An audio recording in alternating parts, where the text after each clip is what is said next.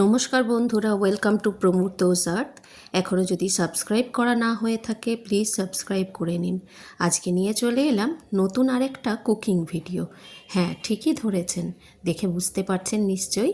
হ্যাঁ, ধোকার ডালনা। আর ধোকার ডালনা বাড়িতে যদি ডাল বেটে করেন সেটা তো খুবই সুন্দর হয়, কিন্তু অনেক সময় আমাদের দৈনন্দিন কাজের ব্যস্ততার মধ্যে আমরা বাড়িতে রেডি করতে পারি না। তাই প্যাকেট ধোকা কিভাবে রান্না করলে সেটা পারফেক্ট হবে সেই আইডিয়াটাই আপনাদের সামনে তুলে ধরব। প্রথমে আমরা দেখুন ধোকাটাকে রান্না করার আগে সুন্দর করে কিছু কাজ করে নেব। সেটার জন্য আপনাকে যে প্যাকেট ধোকা পাওয়া যায়, বিভিন্ন কোম্পানির পাওয়া যায়, তার মধ্যে যে কোনো একটা কোম্পানি যেটা আপনার মনে হবে খুব ভালো। আমি যেমন মাদার্স কোম্পানির এই ধোকাটা দিয়ে করেছিলাম। আমি যে এই রান্নাটা করার জন্য এই এক প্যাকেট ধোকা, যেটা 100 গ্রাম ওয়েট, সেটাই করেছিলাম। এটাতে একদিন হয়, তবে ধোকা রান্না করতে গেলে তো কষ্ট আছেই। তাই মনে হয় যে 2 প্যাকেট যদি হয় তাহলে সেটা বেশি ভালো হয়। 2 প্যাকেট ধোকাকে প্রথমে পাউচটাকে কেটে নিতে হবে। কেটে নিয়ে হালকা গরম জল, যেটায় আপনি আঙুল ডোবাতে পারবেন সেরকম গরম জলে ধোকা পাউডারটাকে ভিজিয়ে নিতে হবে। এই যে টেক্সচারটা ঠিক এই রকম হবে। আর সমস্ত কিছু এর মধ্যে দেওয়া আছে। আর ইনস্ট্রাকশনের কাগজটা দেখলেন তো, ওই কাগজটা ভালো করে পড়ে নেবেন। আমি এইটার 1 কাপ মতো জল নিয়েছিলাম, নিয়ে তারপর ধোকাটাকে ভিজিয়ে রেখেছিলাম। মোটামুটি আধ ঘন্টা 40 মিনিট ভিজিয়ে রেখে 10 মিনিট ভিজিয়ে রাখলেও হয়েছে। এবার একটা কড়াই নিলাম, কড়াইয়ে কিছুটা সাদা তেল দিলাম, দিয়ে ধোকাটাকে নেড়ে নিলাম। নিয়ে ছোট্ট মুড়ি খাওয়ার যে থালাগুলো হয়, সেই মুড়ি খাওয়ার বাসনের মধ্যে, ছোট্ট বাসন যেহেতু অল্প ছিল তাই এটাকে ঠান্ডা করতে দিলাম, সমান করে মেলে নিলাম, নিয়ে ঠান্ডা করতে দিলাম। তারপরে ছুরির সাহায্যে এটাকে বরফির মতো করে কেটে নিলাম। আর দেখুন এখানে কড়াই ধোয়া যে জলটা, ধোকাটা তো কড়াইয়ে আটকে যায়, যেহেতু ওটা অল্প তেল দিয়ে নেড়ে নিতে হয়, সেই জলটা আমি ভালো করে ধুয়ে তুলে রাখলাম। এটা তরকারিতে দিলে খুব সুন্দর স্বাদ হয় কিন্তু। এবার দেখুন এই বরফির মতো করে রেখেছি সেগুলোকে, যেগুলো কম জিনিস তো, যেগুলো হাতে করে শেপ দিতে পারলাম দিয়ে নিলাম, আর যেগুলো কাটা গেল সুন্দর করে সেগুলোও কেটে নিয়েছি। তারপর এগুলোকে আমি সুন্দর করে ঠান্ডা হওয়ার পর কিন্তু এটা করতে হবে, ঠান্ডা হওয়ার আগে এটা করা যাবে না। ঠান্ডা হওয়ার আগে এটা করতে গেলেই ভেঙে যাবে।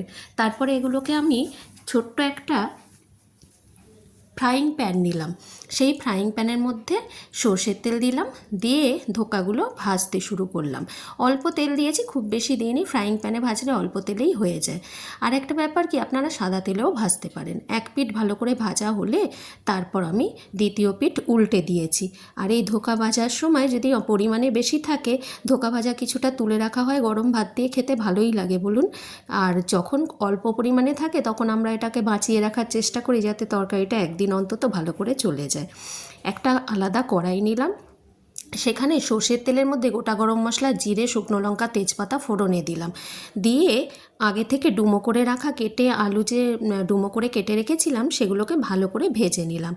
এবার ভালো করে ভাজতে ভাজতে একটু ভাজা ভাজা হয়ে গেলে তারপর নুন, হলুদ, লঙ্কার গুঁড়ো, কাশ্মীরি লঙ্কার গুঁড়ো, ধনে গুঁড়ো, জিরে গুঁড়ো পরপর অ্যাড করতে হবে, কিন্তু আগে আলুগুলো ভালো করে ভেজে নেওয়ার পর অ্যাড করব। তারপর কাঁচা লঙ্কা দিয়েছি, আদা দিয়েছি, টমেটো দেওয়ার স্টাইলটা তো আপনারা জানেনই, টমেটোটাকেও দিয়েছি আধখানা করে, নাহলে আলু কিন্তু সিদ্ধ হতে টাইম লাগে।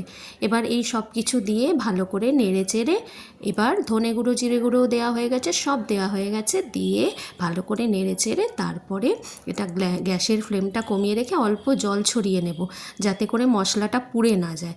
ভালো করে জল ছড়িয়ে নিয়ে কষিয়ে নিতে হবে, নাহলে কাঁচা আদার গন্ধ বা মশলার গন্ধ কোনোটাই ভালো লাগে না। এবার জল ছড়িয়ে ভেজেছি ঠিকই, কিন্তু জল তো দিতেই হবে। তার জন্য মাইক্রোওভেনে আমি একটু জল গরম করে নিচ্ছি। জল গরম করে নেওয়ার পর সেই জলটা, যেটা আমি কড়াই ধুয়ে রেখেছিলাম মনে আছে তো, সেই জলটা গরম করে নিয়েছি।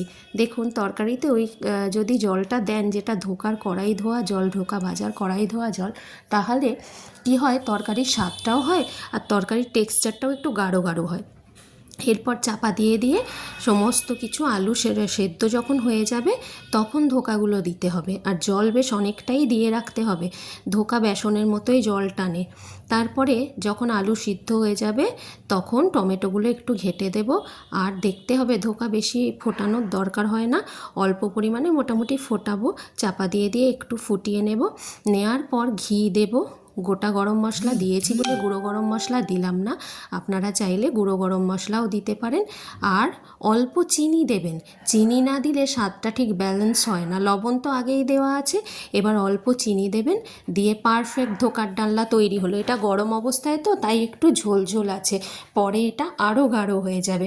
খাওয়ার সময় দেখবেন ধোকা সমস্ত জল খেয়ে বসে আছে, তাই একটু বেশি গ্রেভি রাখতে হয়, নাহলে ধোকার ডালনাতে অনেকটা জল টানে। তাও তো আমার এখানে ধোকার পরিমাণটা কম, যদি ধোকার পরিমাণ বেশি থাকে তাহলে আপনাকে জল দিতে হবে।